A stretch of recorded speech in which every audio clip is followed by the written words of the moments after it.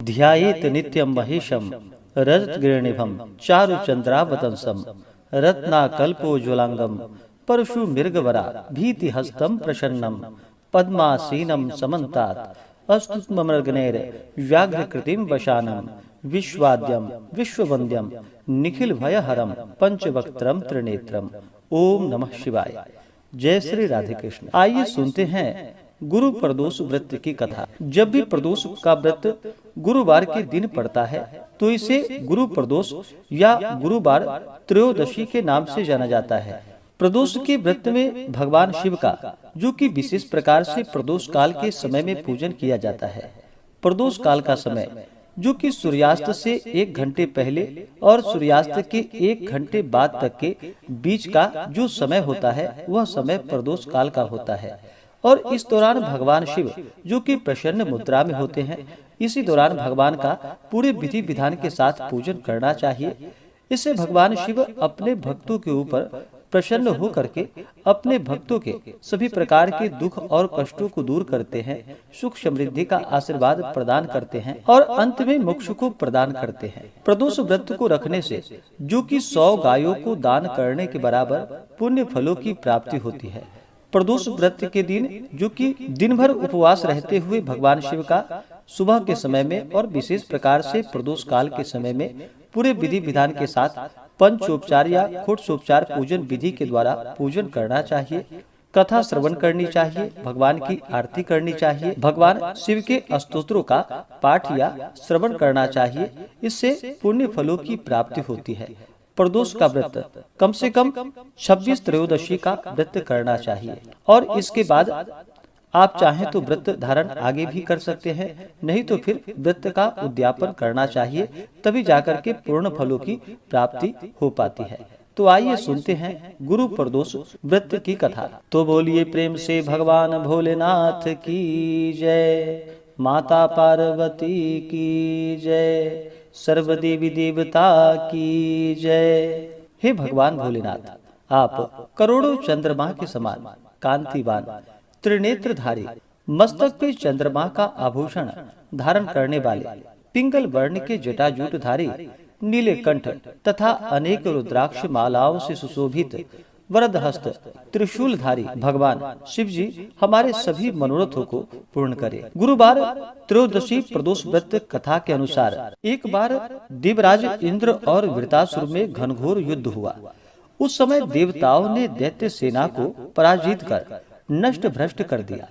अपनी सेना का विनाश देखकर वृतासुर अत्यंत क्रोधित हो स्वयं युद्ध के लिए उद्यत हुआ।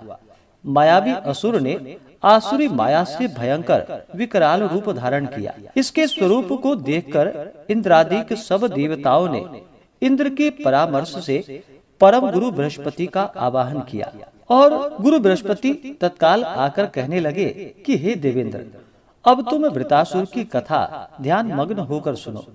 वृतासुर पहले बड़ा तपस्वी और कर्मनिष्ठ था। इसने गंधर्व पर्वत पर उग्र तप करके भगवान शिव जी को प्रसन्न किया था। पूर्व समय में यह चित्ररथ नाम का राजा था। तुम्हारे समीपस्थ जो सुरम्य वन है वह इसी का राज्य था। अब साधु प्रवृत्ति विचारवान महात्मा उसमें आनंद लेते थे। वह भगवान के दर्शन की अनुपम भूमि है। एक समय चित्ररथ स्वेच्छा से कैलाश पर्वत पर चला गया। भगवान का स्वरूप और वाम अंग में जगदम्बा को विराजमान देख चित्ररथ हंस पड़ा और हाथ जोड़कर भगवान शिव जी से बोला कि हे भगवान शिव, हे शिव शंकर, हे प्रभु, हम माया मोहित हों विषयों में फंसे रहने के कारण स्त्रियों के वशीभूत रहते हैं, किंतु देवलोक में ऐसी दृष्टि गोचर नहीं हुआ कि स्त्री का आलिंगन कर कोई सभा में बैठे। चित्ररथ के ऐसे वचन को सुनकर सर्वव्यापी भगवान शंकर हंसकर बोले कि हे राजा, मेरा व्यवहारिक दृष्टिकोण पृथक है। मैंने मृत्युदाता कालकूट का महाविष का पान किया है, फिर तुम साधारण जनों की भांति मेरी हंसी उड़ाते हो। तभी माता पार्वती क्रोधित हो चित्ररथ की ओर देखती हुई कहने लगी कि ओ दुष्ट, तूने सर्वव्यापी महेश्वर के साथ मेरी हंसी उड़ाई है।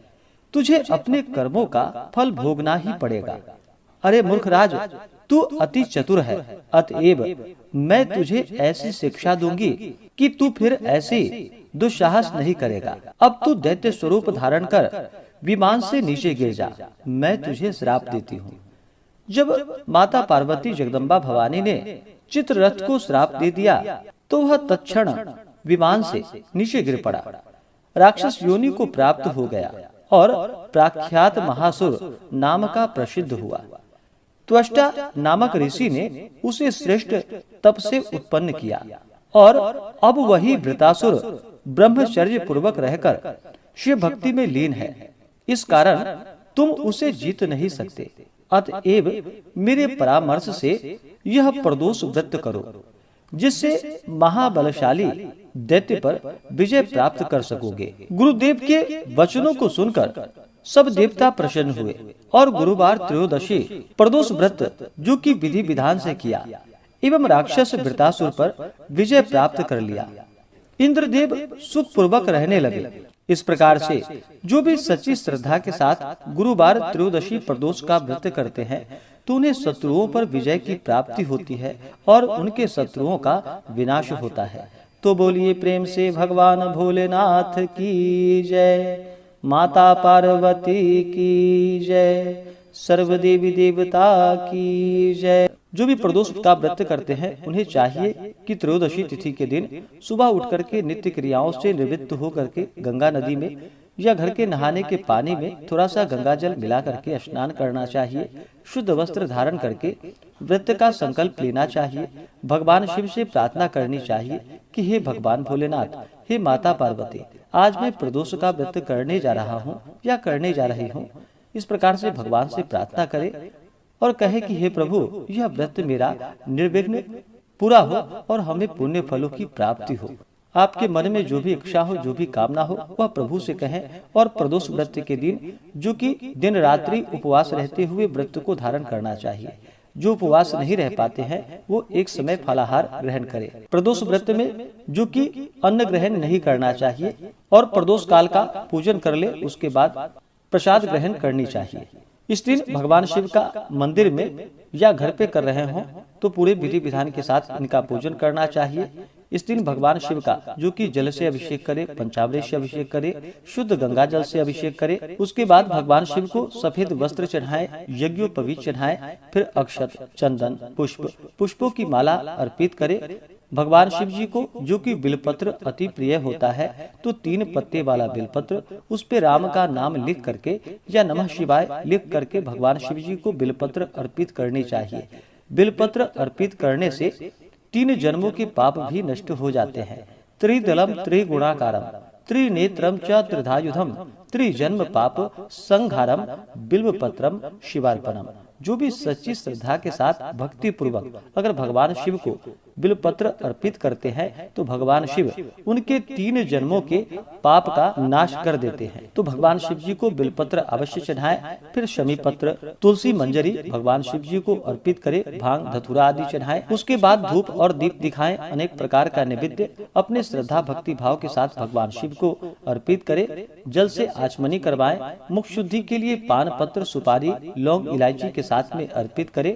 द्रव्य दक्षिणा चढ़ाएं। उसके बाद प्रदोष व्रत का कथा श्रवण करे, भगवान शिव जी के स्तोत्र आदि का पाठ करे या श्रवण करे। इस दिन ओम नमः शिवाय आदि मंत्रों का जप करना चाहिए या श्री उमा महेश्वराभ्याम नमः इन मंत्रों का जप करना चाहिए। स्त्रियां केवल नमः शिवाय नाम जप करे और भगवान का पूरे विधि विधान के साथ पूजन करे। जब भी भगवान शिव का पूजन किया जाता है तो साथ में शिव परिवार का भी पूजन करना चाहिए। किसी भी प्रकार के शुभ कार्यों में या मांगलिक कार्यों में पहले भगवान गणेश जी का पूजन किया जाता है, क्योंकि भगवान गणेश जी प्रथम पूजनीय है। तो पहले भगवान गणेश जी का पूजन करे, उसके बाद नंदी, श्रृंगी, भृंगी, कृतमुख, कुबेर, सर्प आदि देवताओं का पूजन करे।